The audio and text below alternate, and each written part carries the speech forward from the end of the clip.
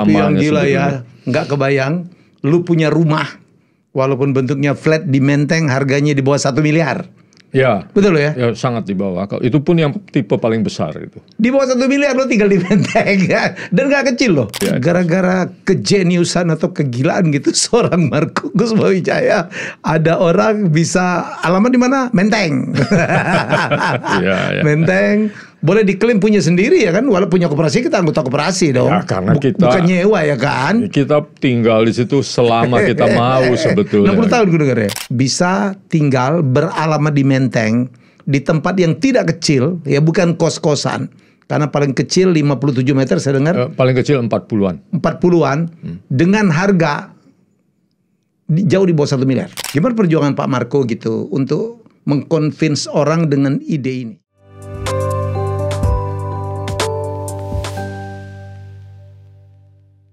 Ya, kalau Anda masih butuh tempat hidup ya, tempat untuk menginap, tempat untuk tinggal, you have to listen ya. Anda harus mendengarkan dialog saya dengan seorang arsitek mungkin, urban planner mungkin, nanti saya tanya sendiri. Yang baru-baru ini heboh karena konsep flat Menteng ya. Pak Marco Kussumawijaya sudah hadir. Gitu. Selamat pagi Pak Helmi, senang sekali. Kita pagi terus ya. Oh masih paginya, nggak tahu nanti nyiarnya kapan. Oh nggak apa-apa, penting semangatnya pagi. Semangat pagi. Pagi itu pokoknya menyala ya. Setuju. Orang aslinya mana sih? Saya kelahiran Pangkal Pinang, Pulau Bangka. Yang bener? Iya. Ya Allah. Jadi Wong Kito Galo. Pangkal Pinang Bangka gitu. Kemudian kuliahnya di Unpar. Ya, S1 saya di Unpar. Jurusan apa dulu? Arsitektur.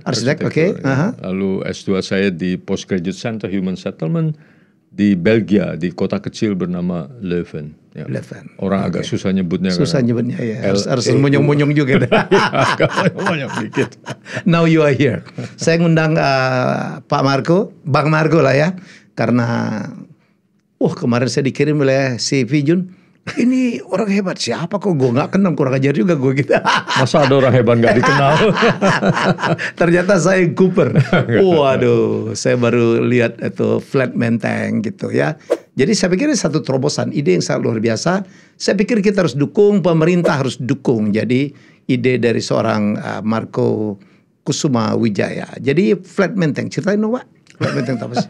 Oke, paling mudah menjelaskannya melalui 3 atau 4 konsep. Satu konsep koperasi. Koperasi. Ya. Ini juga new thing ya di Indonesia ya. Sebenarnya koperasi tidak new thing. Bukan pemilikan rumah pakai koperasi itu. Ya, koperasi perumahan memang agak khas. Koperasi perumahan. Oke, ya, terus. Jadi kita misalnya berbeda dengan koperasi simpan pinjam. Koperasi, dasar dari koperasi itu artinya kepemilikan gedung itu adalah koperasi. Koperasi. Jadi anggota sebenarnya tidak memiliki. Anggota menggunakan haknya untuk memanfaatkan apa yang dimiliki koperasi. Sebagai anggota? Ya. Seperti Anda kalau anggota klub, Anda memanfaatkan misalnya lapangan golf, tapi kan Anda tidak memiliki lapangan golf.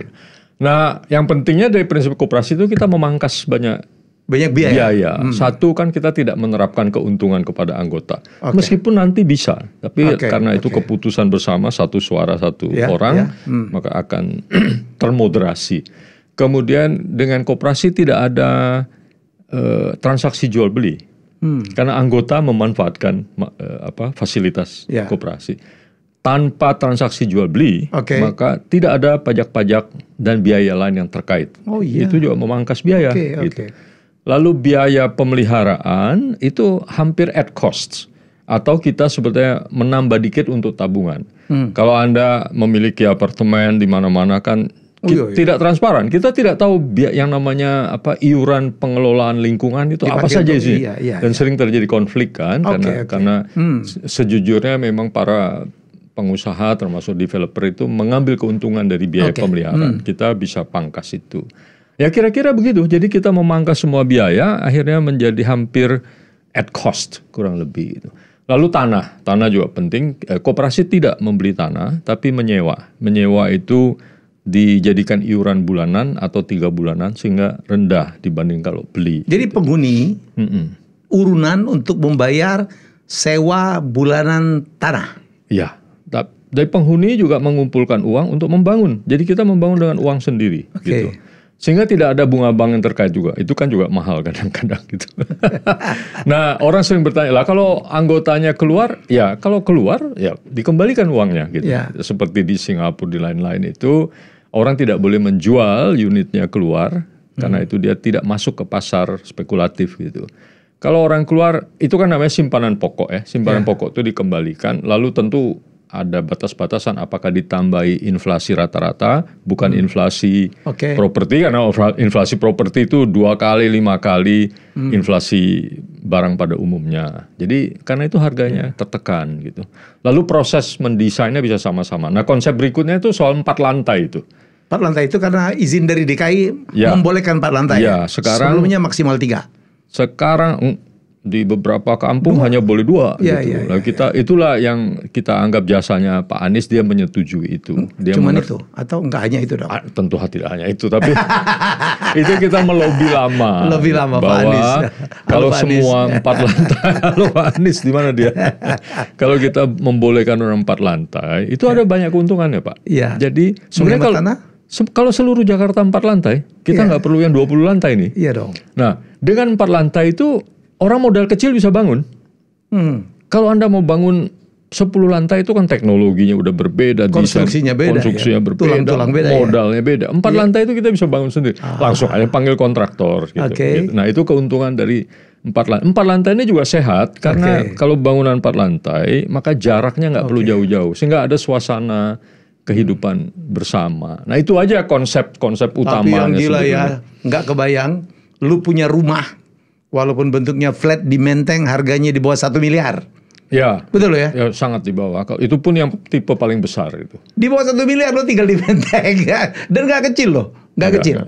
Yang paling kecil paling besar itu kita hampir 90 meter persegi, itu sebetulnya sekitar 800 juta kalau di total gitu. Ada yang 57 meter juga ya? Ada yang 50-an berupa mesanin di lantai paling atas. Ya.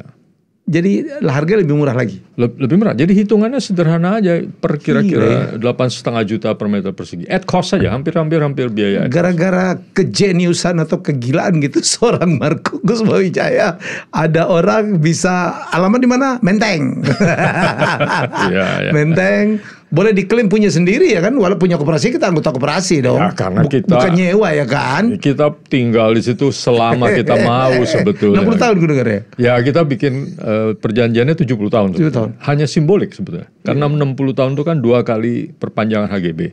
Simbolik aja. Tapi sebetulnya ya selama Anda jadi anggota gitu. Iya, bayangin ya. Sekali lagi Pak Marco ini membuat satu konsep di mana orang bisa tinggal beralamat di Menteng di tempat yang tidak kecil, ya bukan kos-kosan. Karena paling kecil 57 meter saya dengar. Paling kecil 40-an. 40-an dengan harga jauh di bawah 1 miliar. Jauh, ya. Dan Anda tinggal di situ salah satu. Saya tinggal di situ juga. Tapi kita punya pembatasan loh. Apa? Tidak ada tempat parkir, tidak ada garasi. Oh gitu. Karena ada angkutan umum yang begitu banyak di sekitar kami itu. Ya. Ngomong-ngomong soal Menteng, ini ada dua site lagi di Menteng yang sedang kita siapkan. Selain yang di Matraman itu? Enggak, yang kita ini di Duku Atas ya. Di Duku Atas. Ada 2 site lagi yang belum. Saya dengar Anda ditawarin banyak sekali orang mau kerja sama ya. Yang punya banyak tanah nganggur, daerah-daerah bagus. Ya, ada sekarang sekitar 20-an, tapi 7 yang sedang kita siapkan. Kita siapkan tuh artinya sudah ada konsepnya, lalu kita mendaftar calon-calon anggota, lalu sekarang ada proses pemilihan. Jadi si pemilik tanah ini berhak memilih siapa tetangganya, orang yang mau hidup sama dia. Kalau beresek enggak loh gitu ya. di setiap lokasi koperasi bikin sendiri lagi, atau masuk koperasi yang pertama di Flat Menteng? Sebetulnya terbuka berbagai kemungkinan. Kalau mau cepat bisa gabung dengan koperasinya kita, karena mengstatus hukum kan koperasi kan tidak takes time gitu. Jadi tapi kalau sanggup mendirikan sendiri juga silakan. Pilihan lain sebetulnya ya pakai perjanjian dulu. Bangun sambil mengurus koperasi, begitu koperasi jadi perjanjian itu menjadi anggaran dasar. Dilegalkan. Ya, dilegalkan gitu. Saya mau dulu, Flat Menteng itu cerita itu tanah Pak Marco ya? Atas nama istri saya sebenarnya. Istri, oke. Hebat juga Anda milih istri punya tanah. Berapa meter? 249. 249. Menteng di mana sih? Di Jalan Rembang. Oh, karena ada toko buku Kobam, jadi kita nggak bisa merahasiakan alamatnya. Iya. Jalan Rembang 11 tuh kira-kira 5 menit dari, mungkin orang taunya Blora. Jadi di sebelah timurnya Blora. Daerah mahal dong? Ya teoritis mahal. NJOP berapa NJOP? Nah itu yang saya nggak hafal itu. Pasti ratusan juta lah ya. Iyalah Menteng gitu loh. Enggak, karena di situ sebetulnya bukanlah Menteng yang dikenal orang dengan rumah-rumah besar. Orang tanahnya cuma 249. I know, tapi Menteng is Menteng kan, bukan Menteng atas, Menteng dalam juga gitu. Yang kita tahu gitu ya kan. Itu malah Kelurahan Menteng itu. Kelurahan Menteng, betul Menteng. Dan dekat kemana-mana. Menteng itu kan dekat kemana-mana. Ya. Dan hijau, kami lebih tepatnya lagi dekat dengan stasiun Sudirman, dekat dengan stasiun bandara, dekat dengan stasiun MRT, dan ada 1, 2, 3 halte Transjakarta. Yang jelas Menteng itu elit. Ya katanya begitu. Oke, 289 meter. Kemudian dijadikan berapa flat? Kita ada 2 flat berukuran hampir 90, 80-an lebih. Kemudian ada 2 flat berukuran 40-an. Kemudian ada 3 flat berukuran 50-an. Jadi 7 unit total. Ya. Gimana perjuangan Pak Marco gitu untuk mengconvince orang dengan ide ini? Oh, bertahap. Jadi ini juga saya mesti koreksi. Ini tidak semuanya ide saya. Saya memulai ya, tapi kemudian itu jadi berkat berbagai ide dari 6 keluarga sebenarnya. Jadi ada 2 unit tuh tadinya ada 1 orang tapi nggak jadi, lalu saya ambil buat anak saya karena udah dewasa. Jadi 6 keluarga. Ya dari teman ke teman sih gitu. Yang teman pertama kan ada yang terkenal itu Ci Elisa Sutanujaya. Nah kami kan udah lama bekerja sama. Gagasan 4 lantai ini udah dikembangkan lama sejak Rujak Center for Urban Studies berdiri. Lalu dari teman ke teman. Jadi sebetulnya hampir semua ini saling kenal gitu, meskipun ada di antara mereka sendiri tidak saling kenal, tapi saya kenal semua gitu. Enak banget dong. Jadi bertahap memang. Jadi bertetangga dengan teman-teman semua ya. Iyalah, kira-kira setuju tidak punya kendaraan gitu. Ya. Tidak juga punya anak banyak kali ya. Iya, saya punya anak 1, satu lagi punya anak 1, yang lainnya ada yang baru menikah belum punya anak, ada yang masih punya bayi. Gitu. Oke. Lebih dari itu mungkin sudah tidak ideal kali ya. Saya kira yang tipe 40 sebenarnya masih bisa punya anak 1 karena bisa bikin 1 kamar tambahan. Yang tipe 50-an bisa anak sampai dewasa gitu. Jadi kemungkinan besar pembatasannya lebih ke situ ya. Orang kalau lebih dari itu harus cari tempat yang lebih baik. Ide ini kan bagus sekali ya Pak Marco ya. Saya pikir ya kalau di copy paste gitu ke tempat lain gitu, atau pemerintah turun nih.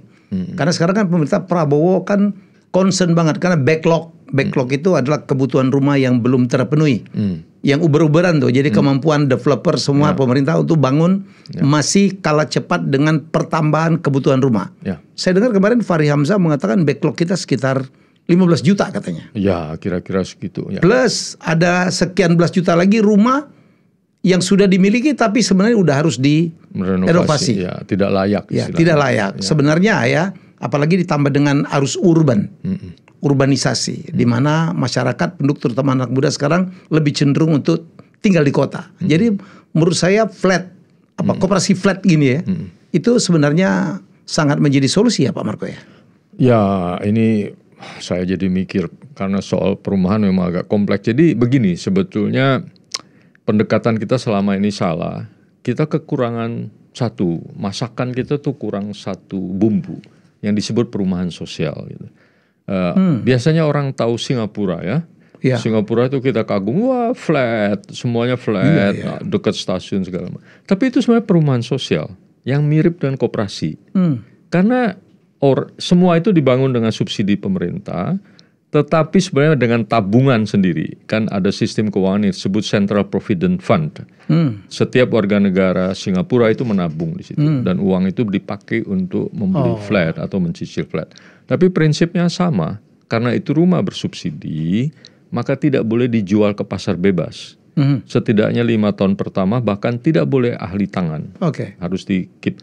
Lalu kalau Anda mau pindah, Anda nggak bisa langsung jual ke orang. Anda kembalikan ke HDB, Housing Development Board, yang kemudian mengembalikan uang Anda sesuai dengan apa yang dulu Anda keluarkan, plus, tapi tidak mengikuti inflasi pasar. Itu namanya sistem perumahan sosial yang sebetulnya di seluruh dunia ada dan menjadi kebanggaan Vienna itu bangga sekali 25% perumahan di kota itu adalah perumahan sosial. Nah, kita mempunyai bentuk itu dalam bentuk rumah susun sewa, public housing. Tapi pengelolaannya menjadi buruk dan prinsip kayak kemarin ini perunas itu. Ya, dan itu sifatnya nyewa ya, bukan kepemilikan. Bukan kepemilikan dalam pengertian hak pakai yang cukup panjang terjamin. Sebetulnya dulu Perumnas untuk itu tugasnya. Gitu. Makanya Menteri Perumahan sekarang mau mengembalikan apa yang dia sebut off taker. Off taker itu artinya diambil lagi. Semua unit yang dibangun dengan subsidi pemerintah dikelola langsung oleh pemerintah.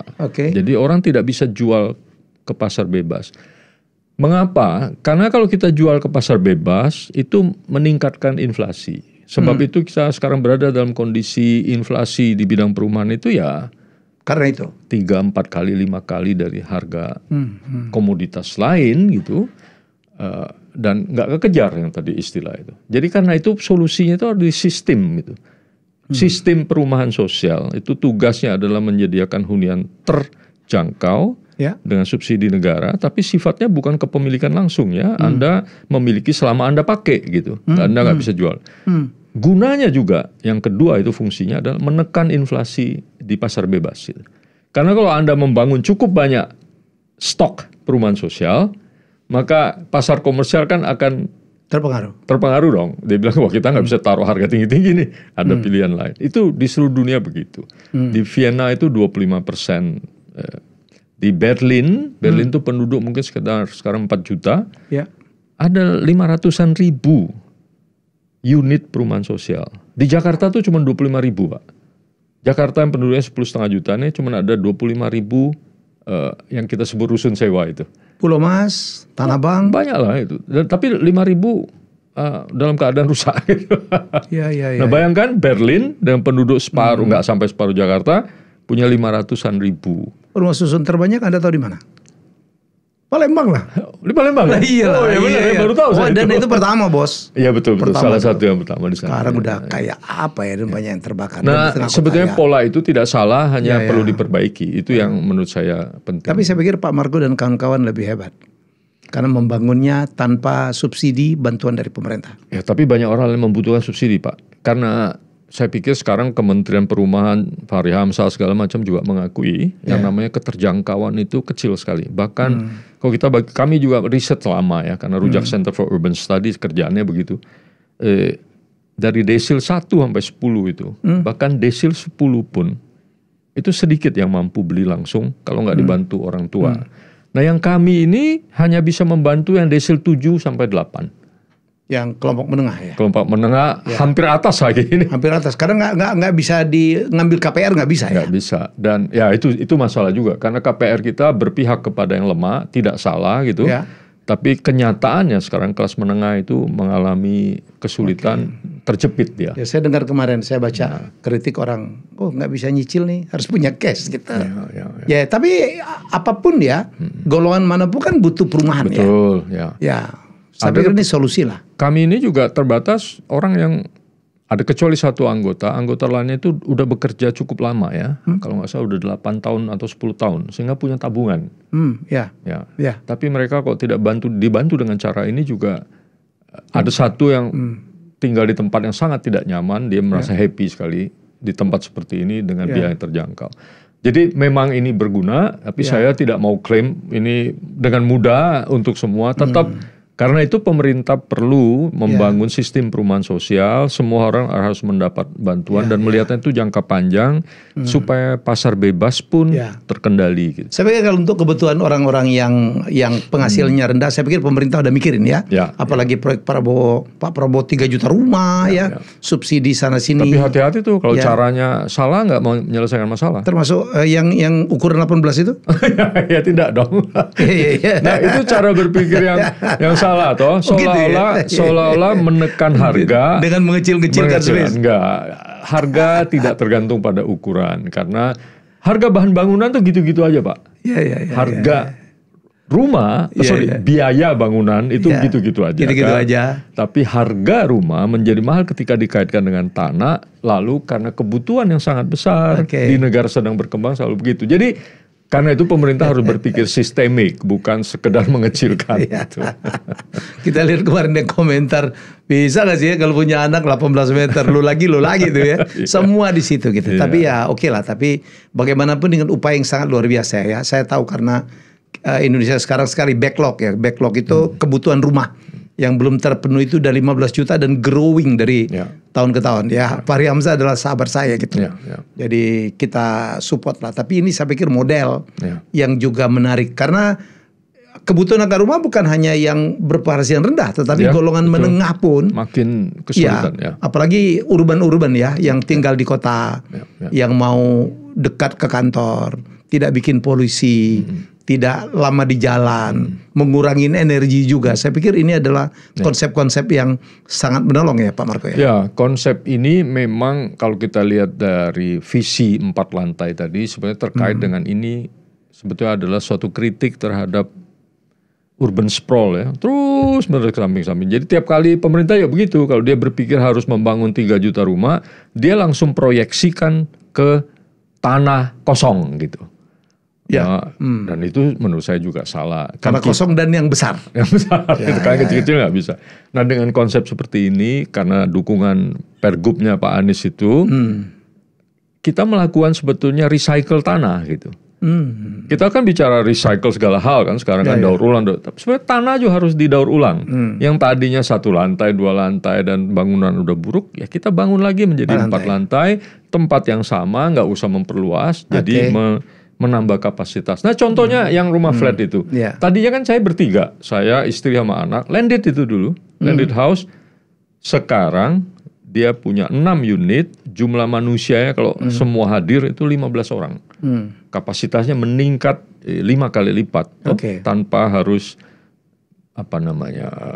menjadi banyak lantai, tanpa mengurangi kenyamanan, malah menjadi makin nyaman bertetangga. Dan kita punya toko buku juga di bawahnya gitu. Masalah KDB segala macamnya, koefisien dasar bangunan dan sebagainya itu juga menjadi faktor yang harus diperhitungkan ya Pak ya? Ya, jadi seharusnya memang di dalam 4 lantai itu udah termasuk peraturan bahwa KDB-nya kalau nggak salah boleh sampai 60 atau lebih di tempat tertentu. Kemudian ya KLB-nya sekarang bisa sampai 2,4. Dulu cuma 1,2. Jadi kalau 2,4 kali 60% aja udah lebih dari 1 ya. Ya, karena itu kita bisa 4 lantai. Itu jadi, dibagi-bagi. Tanpa lift. Kita ada lift barang. Lift barang. Tapi akhirnya menurut kami, kita kan sekarang mengembangkan 7 site ya. Ada 2 di Menteng Pak, nanti saya umumkan ya. Tapi di luar ini. Akhirnya kita memutuskan harus bikin lift juga. Karena banyak sekali orang tua yang datang. Kan kita, bangsa kita ini orang tua suka mengunjungi gitu. Orang tua tuh perlu lift itu. Keren. Jadi udah banyak yang berdatangan untuk barangkali belajar atau mengajak kerjasama. Jadi Marco? Ada sekitar 20-an pemilik tanah. Tapi yang sekarang serius kita temani ada 7 gitu. Kemudian pemerintah sini sudah ada yang datang lah. Jadi Pak Fahri Hamzah udah datang. Alhamdulillah. Makasih Pak Hamzah. Pak Ara? Pak Ara belum. Belum. Kemudian ada Kementerian Dalam Negeri pada tingkat direktorat. Kemudian saya lupa ada lagi macam-macam kementerian sudah datang untuk melihat. Ya tentu kita jelas. Ada juga yang dari kota lain. Oh iya. Saya lupa kabupaten apa, Kendal kalau nggak salah datang lihat itu.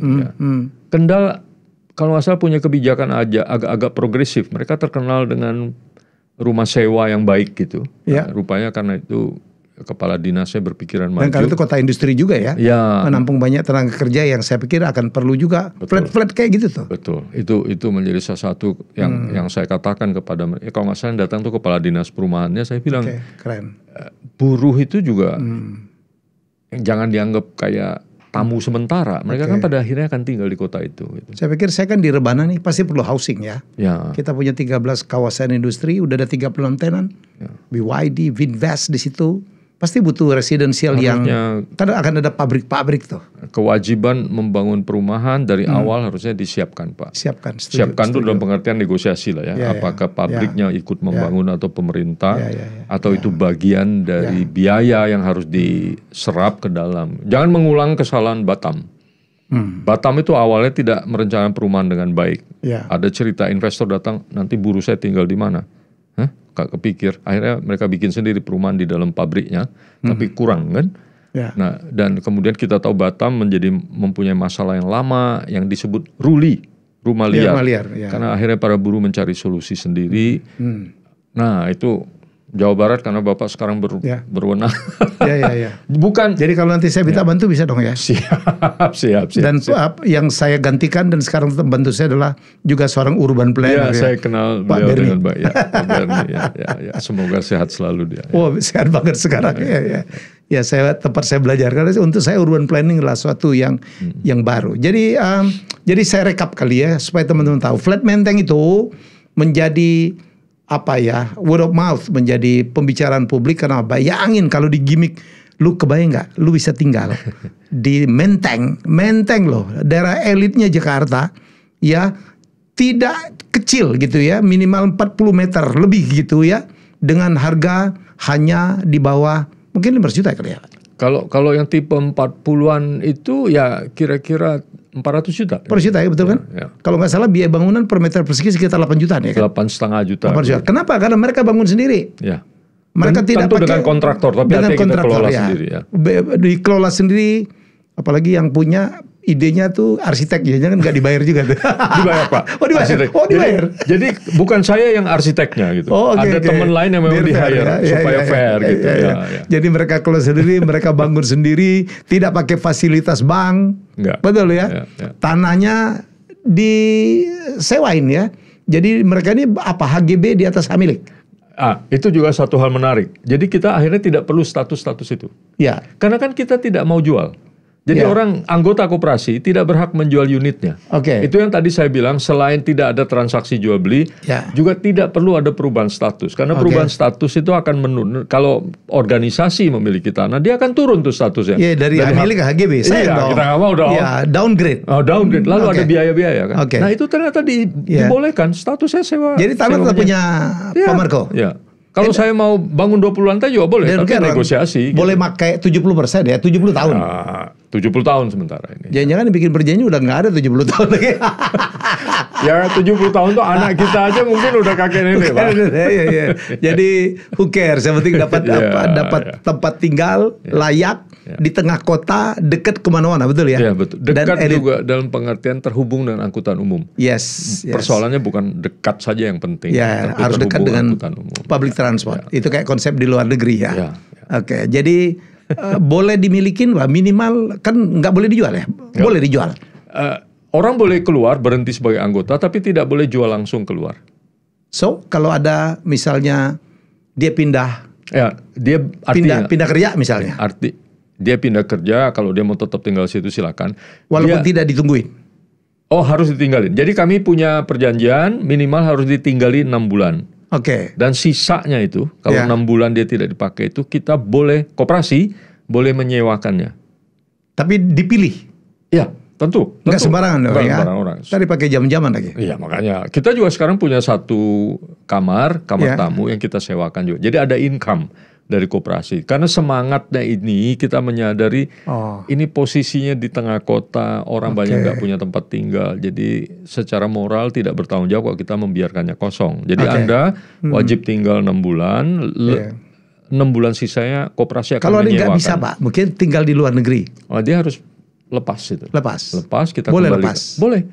Artinya berhenti sebagai anggota, kalau definisi koperasi, dia berhenti sebagai anggota, simpanan pokoknya dikembalikan. Dan dicari penggantinya? Cari penggantinya. Lalu kita ada klausul, pengembalian uangnya itu akan dibayar kalau sudah ada penggantinya. Karena kita nggak punya cash flow kan. It's fair enough. Karena this is not business entity ya. Juga begitu kan. Pak Marco pengurus koperasi? Enggak, saya sama sekali bukan pengurus koperasi. Istri saya pengawas. Oh, pengawas ya. Selalu istri itu pengawas ya. Ya. Ya, kalau istri saya itu saya panggilnya Bu Kapolda. Kebetulan istri saya juga akuntan. Selesai udah. Istri saya juga akuntan. Nikmatin aja. Ya. Pengurus koperasi dibayar? Digaji? Sementara ini belum, karena masih berhemat gitu. Kita tunggu nanti kalau 7 proyek lainnya jadi, kita mungkin bisa membentuk suatu manajemen bersama untuk pengelolaan. Itu cita-citanya gitu. Karena harus tergantung pada building management ya. Ya, economies of scale kan. Kalau Anda punya 7, mungkin dengan anggota total 100-an, kita bisa bikin perusahaan building management. Karena koperasi boleh memiliki PT tidak boleh memiliki koperasi. Sementara sih bergiliran aja lah, ngurus ini ngurus itu. Saya mengurus taman, jadi saya adalah Chief Gardening Officer. CGO. Keren. Thank you Pak Marco. Terima kasih. Saya suka sekali karena saya tahu sekarang anak-anak sekarang ya, anak-anak milenial. Saya pernah diprotes karena saya bilang anak milenial apalagi Gen Z itu nggak mau beli rumah karena rumah itu mahal. Gaji mereka tidak naik-naik, tidak naik sesuai dengan seperti kenaikan harga barang. Nggak akan bisa. Ya, ngambil KPR, KPA juga floating cuma 2 tahun 3 tahun. Habis itu fleksibel dia. Jadi banyak memutuskan ya udah kita nyewa aja. Nah, ini menarik nih. Ada beberapa orang tua yang memikirkan warisan kan, punya tanah. Nasihat kita begitu, jangan dijual tanahnya. Iya, betul. Dan nggak usah dijual tanah lalu dibagi-bagi cash. Tapi tanah itu dibangunkan flat, anak-anak boleh tinggal di situ. Kalau dia nggak mau, tinggal sewakan. Dia dikasih hak simpanan pokoknya itu dikembalikan dia, orang lain boleh, atau dia cari anggota lain yang menggantikan dia. Ini yang salah satu kebijakan yang mengapa diambil oleh Pemprov Jakarta waktu itu, alasannya memang untuk mencegah, istilahnya Pak Anies Baswedan itu, mencegah orang-orang lama yang tersingkir keluar kan.